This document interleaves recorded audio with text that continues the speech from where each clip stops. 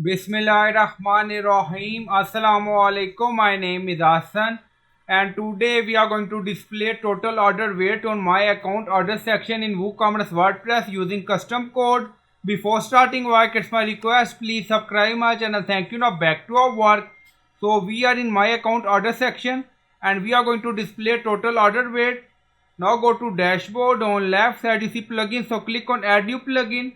Then in search plugin, write WP code. So this is plugin WP code, insert header and footer we will use. So you will install this plugin and activate it. And after activation, on left side you see code snippet and then you see add snippet. So click on it. Then you see add your custom code. So again click on it. And then you see select the code type. Now select PHP snippet. Now create custom snippet section open. And then you can add title here. Then you see code preview. Now paste code and you will find this code in video description or in comment section. So this is a new column, order weight. This new column will display on my account order section.